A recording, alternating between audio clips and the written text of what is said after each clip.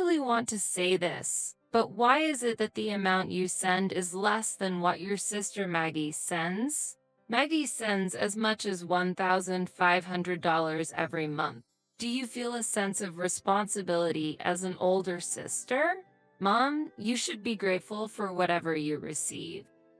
It can't be helped since Abby is financially strained. The words from my mother and sister hurt. To think that I was invited for a meal together after so long, only for such a topic to come up. Ever since we were children, my mother always favored my younger sister, leading her to look down on me. I want to leave this place as soon as possible. I am Abby. I have a son in the first grade of elementary school, and my husband and I are thinking about having another child. However, it's uncertain if our financial situation will allow it. It's not that I have complaints about sending money to my mother, who lives alone, but working part-time for half the week and knowing that my sister also sends money gives me mixed feelings. My mother has always favored Maggie, who is 3 years younger than me. As a result, I naturally became closer to my father. Since I was very young, my father always showered me with love. However, my father passed away just as I entered junior high school. It's not that my mother completely ignored me, but there was a clear difference in how she treated me and my sister. Our household finances became even tighter, and my mother started working after having been a homemaker, drastically changing our lifestyle from when my father was alive. Facing vague concerns about the future, my mother said to me, "If you're thinking about going to university, I'm sorry, but I can't provide the funds for that. There's also Maggie to consider." As a result, I gave up on my dream of attending university and chose a public high school with good employment outcomes. After graduating high school and successfully finding a job, my mother's income and mine brought a little ease to our household finances. As a year was about to pass, my mother said, "Abby, Maggie wants to go to university. I want to support her somehow." What? Somehow. It might be difficult. Sorry. Depending on the university Maggie wished to attend, the tuition would undoubtedly be high. When I told Maggie about it, she said, "I want to study economics." Economics, when you don't even read the newspaper? She usually only reads articles about gossip, scandals, and the activities of celebrities. If it were sociology, I might understand a bit more. That's because it includes media studies. Maggie, as if to argue, raised her voice and said, "I'm not choosing an expensive art major. As my sister, you should support me a bit more. Is your interest in the economics department purely academic, not just about the financial aspect?" Yes, of course. I understand our financial situation at home. I'm not just saying this without thought. Then, I might consider it. After this conversation, my mother and I had a deep discussion about tuition and household finances. And so, Maggie went on to attend her desired university. Not long after, I got married and left my parental home. Even after getting married, I continued to support the tuition fees together with my mother and also continued to send $1,000 every month to my mother's home. My husband understands my family's financial situation and supports me. 2 years later, an unexpected message came from Maggie. "Actually, I've decided to quit university and go to nursing school. Can you support the tuition?" What? Wait. You quit university? For nursing school? Why such a decision? I've thought about my future. That's not enough to convince me. Why didn't you consult me first? I talked to Mom. She said she would support me, but I'm also contributing to the tuition. Don't be mad. The tuition for a vocational school is cheaper than university. That's not the point. Anyway, I've already decided to go to the nursing school. There's nothing I can do about it now. My mother has always been lenient with Maggie. I doubted whether Maggie, who prefers being taken care of over taking care of others, could fulfill her role as a nurse. This time, you're not allowed to quit halfway through. Don't worry, I understand. If you ever feel unwell, talk to me, okay? Don't say such ominous things. Thank you. Maggie's casual words of gratitude made me feel uneasy. It was about 6 months after Maggie started nursing school. Sis, I'm in trouble. I've run out of money. What? Did you break something? How rude. I went out with some seniors at school, and before I knew it, I had spent it all. Help me. What about Mom? I've already spent the money from Mom, too. You should avoid such relationships with seniors. There are plenty of reasons, like not being able to focus on your studies. But it's hard to say no to the seniors. I can get useful information for tests from them. Isn't that just an excuse to have fun? Silence was her answer. I took it as an agreement. I have a family to take care of. If you want money to play around with, earn it yourself. I informed her that I was stretched thin with the tuition payments and ended the call. Later, my mother contacted me. She criticized me for not supporting my sister. Why am I the one being criticized? From my perspective, I wonder why you would immediately give her money. What was the specific reason for quitting university?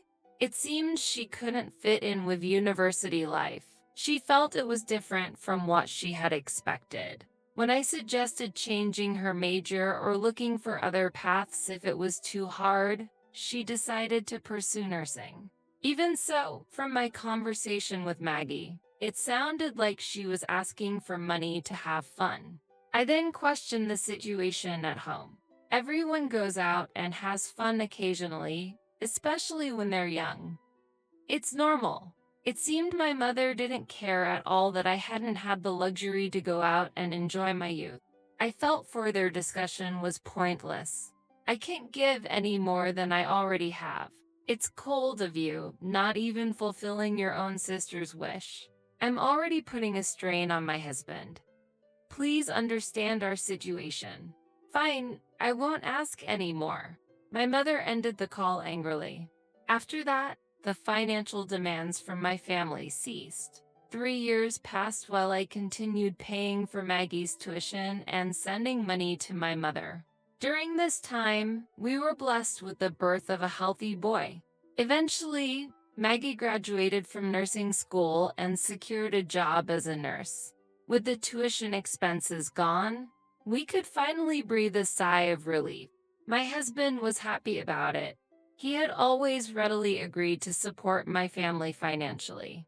He never complained about the financial support I provided to my family. Though he might not feel it, I am deeply grateful for his generosity. After returning to work post-maternity, I was able to continue working thanks to my mother-in-law, who lives nearby and looks after the baby. I can leave work on time and have the support of my colleagues. About 6 months into this busy yet fulfilling routine, Maggie contacted me. Hey, I know you're in a mid-level position at work, but the amount you send to Mom has stayed the same, right? What are you talking about? I'm sending as much as $1,500 a month. Even though I'm a newbie, it seemed she wanted to compete over the amount of money sent home. Did you really call just to talk about that? Is that your response? Haha, are you upset because I'm sending more money than you? Why don't you just admit it? Are you drunk? Don't equate our situations. I'm hanging up now. Her action was utterly incomprehensible. I wanted no part in such conversations. Time passed, and on a holiday, I was invited to my childhood home by my mother for the first time in a while.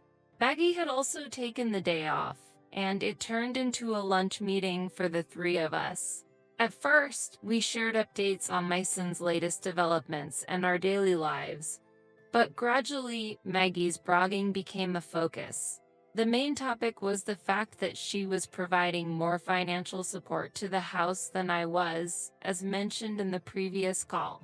Maggie, as I mentioned before, you're single and I have a family. I have children, so don't treat us the same way. When I counted, my mother took Maggie's side. But if your sister is providing more support, why is your amount less? You don't even need to pay tuition anymore. Maggie is paying as much as $1,500. Don't you feel a sense of responsibility as an older sister? Abby is financially tight, you know. With my mother's support, Maggie felt emboldened. Such comments put me in a difficult position. Yes, we are financially tight. That's why we can't provide more support. Their expressions changed to confusion. My mother expressed her displeasure. Well, do as you please then. I secretly rejoiced in my success. Stopping the support significantly improved our financial situation. A year later, my mother shared her troubles with me. All the home appliances had suddenly started malfunctioning. Why do all the appliances break down at once? Can you help? What about Maggie? Her support alone isn't enough, despite all her boasting. How much is the shortfall? The refrigerator and washing machine are the top priorities. Just the essential appliances. Indeed, their malfunctioning would disrupt daily life. I understand. I asked for the details of the budget and then transferred a little extra. A month later, during the next call, I was astonished. The water heater, too? Yes, it will cost about $3,000. Can you help a bit? What happened to Maggie? Also, did you quit your part-time job, Mom? Recently, we replaced the vacuum cleaner and the DV, so we're financially tight right now. I see. Something felt off, and my intuition told me so. Following that intuition, I decided to visit my childhood home and announced on my next day off. I still had a key, so entering wasn't an issue. Mom, are you here? I came to see the new appliances you mentioned. I called out as I entered through the entrance. My mother greeted me in a flustered manner. Oh, Abby. Why the sudden visit? I wanted to see the new appliances. We'll have to replace ours soon, so I wanted to hear about what you got. Well, now is a bit. She hesitated and avoided my gaze, confirming my intuition was right. Did you really have to replace all the appliances at once? Well, yes. Then, let me see them. Entering the living room, my intuition was confirmed. So it was a lie after all. The refrigerator was still the old one. At that moment, Maggie appeared. Mom, who are you talking to? Oh, Abby. Maggie, are you off today? Yes. She was short on words, but I wondered why. However, one truth became clear. I was deceived out of my money. Don't say such terrible things. Then what? I couldn't stop my tears. At that moment, my mother scolded Maggie. Maggie quit her job. I told her to be honest and ask Abby for help, but this child was too proud. Don't make it sound like I'm the only bad one here. You agreed too, didn't you? Let's just end this. I had no interest in watching them shift blame any longer. Do whatever you like. I left the scene. Even after returning home, my anger didn't subside, and I drank several cups of coffee to calm down. Then, I received a call from Maggie. Sorry, Abby. I quit my job right after getting it and couldn't bring myself to say it. Are you looking for a new job then? What about part-time work? I'm looking for a new job, but I haven't started any part-time work yet. If you truly regret lying, then repay all the tuition fees. And the money for the appliances, too. That's impossible. She refused, saying she had already spent it. Why did you quit the nursing job in the first place? Suddenly, Maggie's voice was filled with anger. The harassment from the seniors was terrible. When I asked for help to understand the work, I was criticized as incompetent and useless. I just wanted clear instructions. It's not good to leave your work to others. Nursing is a busy profession, isn't it? But I couldn't understand it. And then I was falsely accused of cozying up to the doctors. Did you seek help from a doctor? Yes, I thought they would understand me best. I even considered marrying one as well. Maggie was always prone to taking the easy way out. I thought her attitude had alienated her colleagues, leading to her resignation. Why don't you start with part-time work? There are some job openings in the stores on the shopping street. I'll look for a full-time job during this period. Please support me. As expected, she requested ongoing support. This pattern of seeking assistance is clear. I'm sorry, but with a child starting school and wanting to take up hobbies, we can't easily provide support. You need to make an effort to stand on your own. Don't be so harsh. Is it okay for us to be in hardship? Considering the deceit so far, I can't meet that demand. I can no longer provide support. If you want to be independent, you need to work.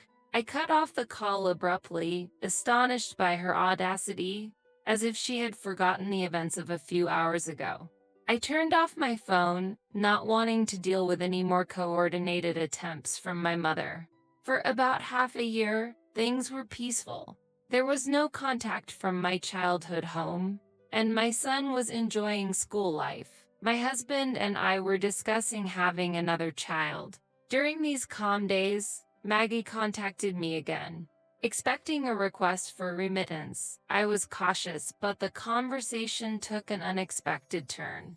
My mother's workplace had closed, and Maggie had found a job as a nurse. We're tightening our belts, but I won't ask for your help, Abby. Maggie's voice carried a hint of dissatisfaction. And I'll repay the tuition and the money for the appliances in installments. That's no longer necessary. Consider it support from me. But there won't be a next time. There won't be a need for a next time, Maggie murmured.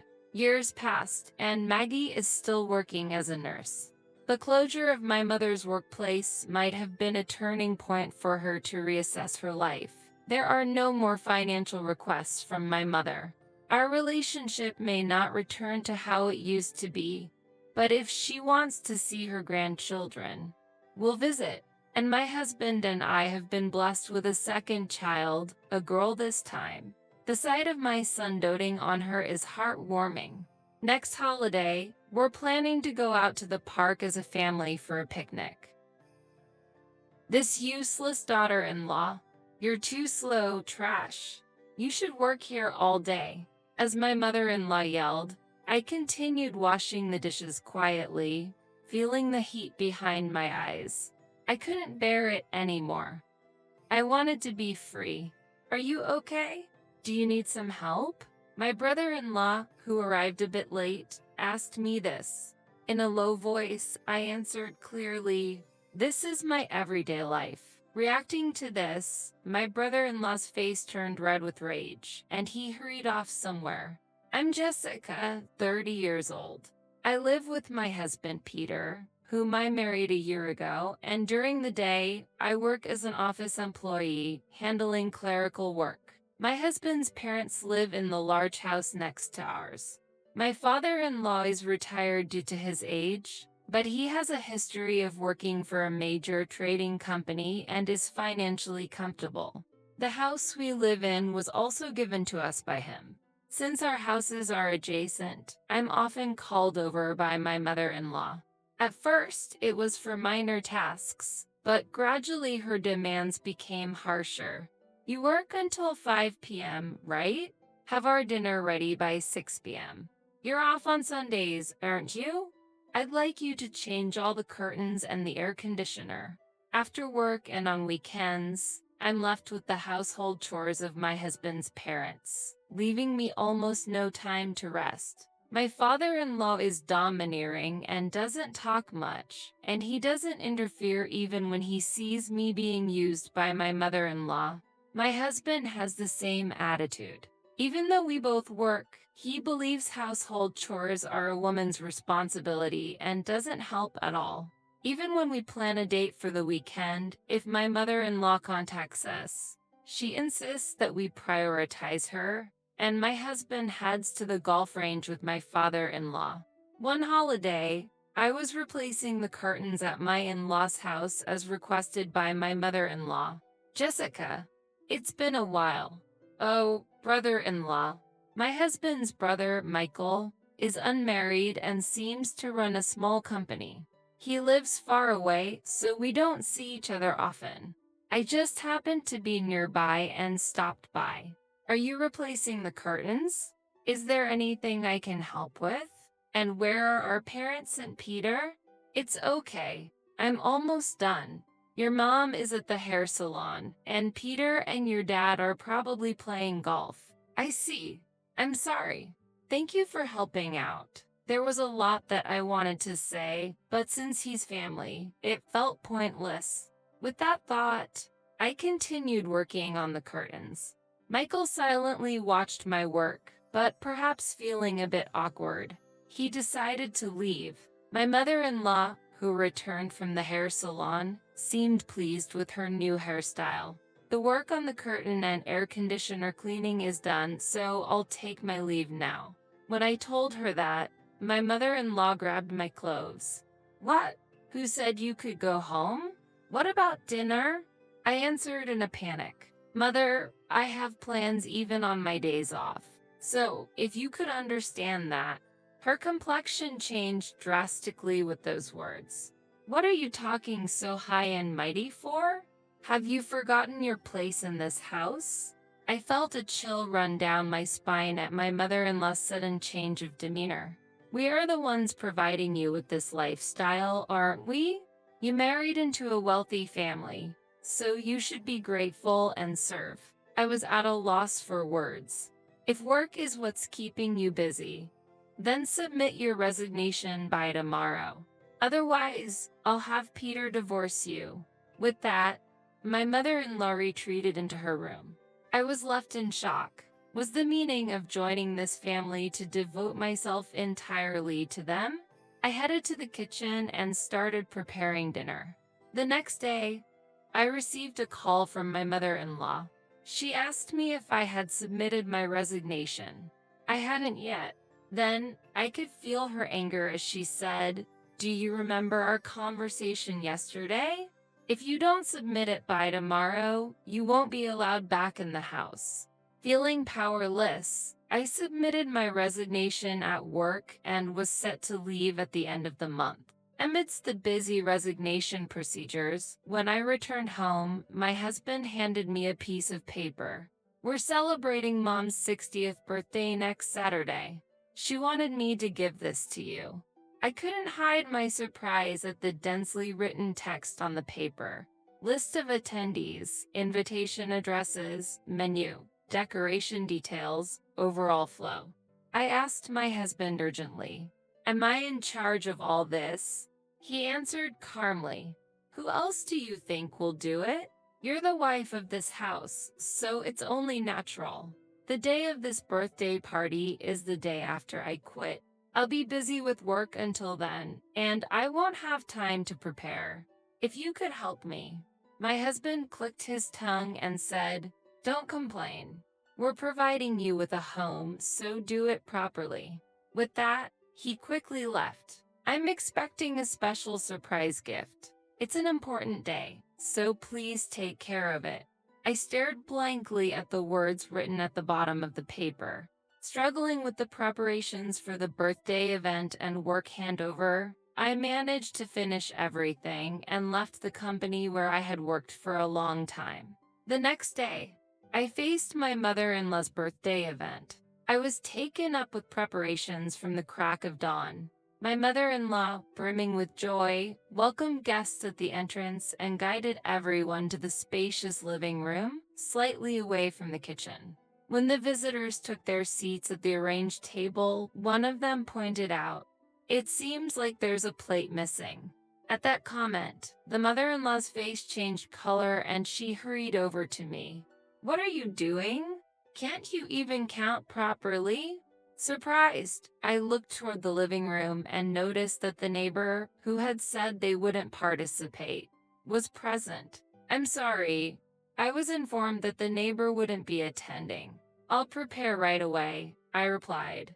As I reached for a plate, my mother-in-law grabbed my arm tightly, her nails digging again. I suppressed a cry of pain as she spoke. "I don't want to hear excuses. You've created such a situation. You're really useless," she said, glaring at me. I quickly apologized and hurried to get the plate. They had already begun drinking, and my husband's face was flushed. His smile seemed almost mocking. Despite feeling repulsed by his smile, I moved towards the kitchen. "Stay in the kitchen all day today. I don't want to see your face," she snapped, then headed back to the living room. I heard her laughing and saying, "Sorry for having such an incompetent daughter-in-law. She's really clumsy." In a corner of the kitchen, I closed my eyes and secretly shed tears. However, there was no time to cry. "Jessica, do we still have beer? Can you get it? Can you clean these dishes later? And we'd like some more snacks." The visitors kept making requests one after another. As if accepting these requests, my mother-in-law raised her voice.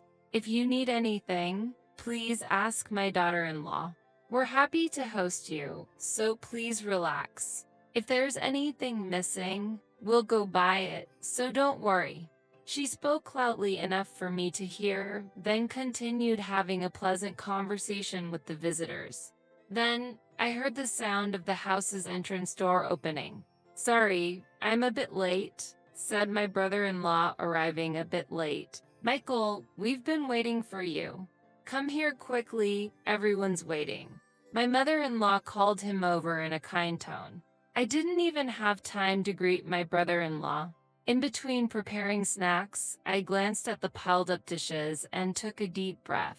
I could hear voices from the people in the living room welcoming my brother-in-law's arrival and offering him drinks while I was fully occupied with kitchen work. As I was calmly arranging the snacks, finishing the cake preparations, and about to start washing the dishes, my brother-in-law approached and asked, "Jessica, where are you? Are you finished with the meal? Is there anything I can help with?" he offered. His warm words made my eyes well up with tears. He had been kind like this before when we met at my parents' house. Trying not to show the tears welling up in my eyes, I kept silent and continued washing the dishes. My brother-in-law peered at me. "Are you okay doing all this work alone? Let me handle the dishwashing at least. You must be tired, right?" At his words, the tears I had been holding back fell. In a faint voice, I replied, "This is just everyday life for me." I continued washing the dishes, wiping away the tears that kept flowing. "Everyday life, you say?" He muttered softly, then asked more probing questions. "Has Mom always treated you so harshly?" I nodded quietly, avoiding his gaze. "Is that why you had to change the curtains yourself? Did you do it alone?" I nodded. "Does Peter know about this?" I nodded firmly. Indeed, my husband was aware of it. He knew how unfairly his mother treated me, but to him, maybe that was just part of being a wife. Still, I had hoped for words of concern from him such as, "Can I help?" or "Are you okay?"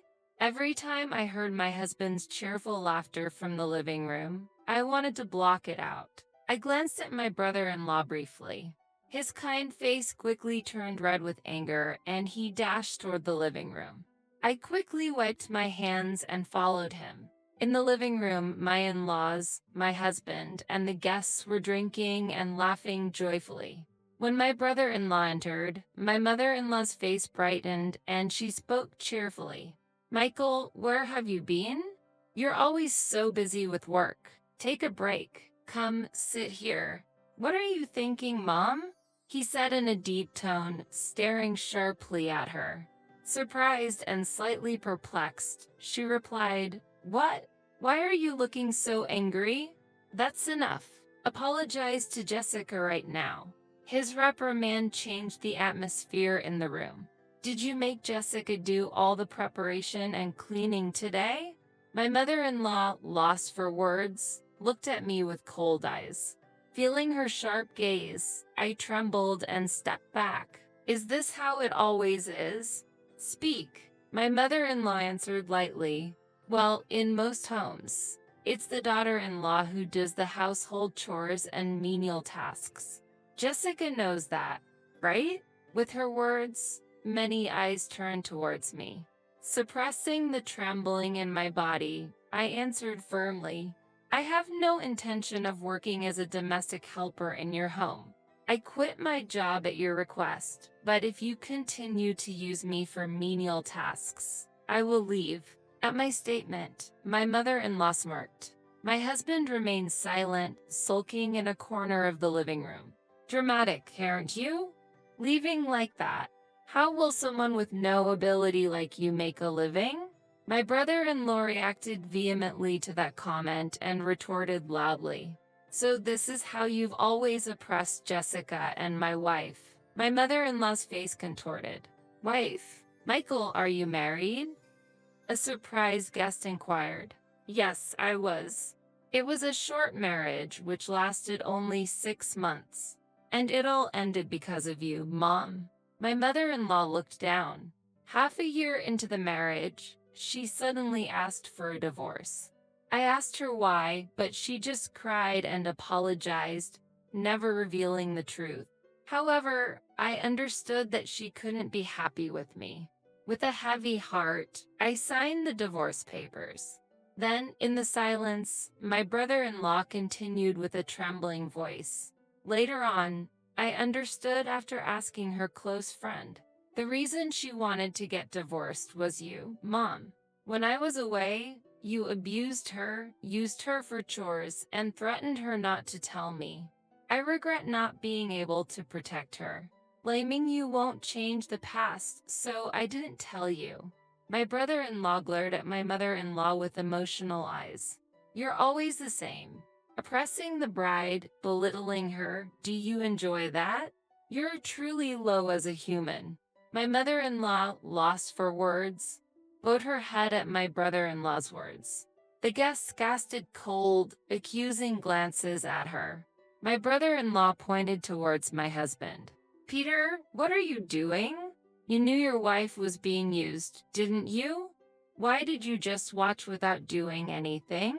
My husband remained silent, sweating with tension, avoiding eye contact. Suddenly, my mother-in-law shouted, "What? Blaming everything on me. The real culprit is." Her sharp gaze landed on my father-in-law. "If I may say, your dad was the cause. When you were away for work, he made me work endlessly, insulted me, and robbed me of my time. I'm a victim too." My mother-in-law yelled, directing her anger at my father-in-law. He looked at her, surprised, mouth agape. "So, anything you do to your daughter-in-law is excusable? Just because you faced hardships? Is it right to make others suffer the same?" My mother-in-law fell silent, at a loss for words. My brother-in-law turned his gaze towards me. "Jessica, what will you do?" "Yes." Pondering over the question, I considered what I wanted for myself. Could I accept the excuses and forgive? Would they improve in the future? Being unemployed, was I to continue serving them? I looked at my silent in-laws and my shrinking husband. My true desire became clear. I wanted to live freely, without my time, life, or job being taken by others. With that sentiment, I looked straight into my mother-in-law's eyes.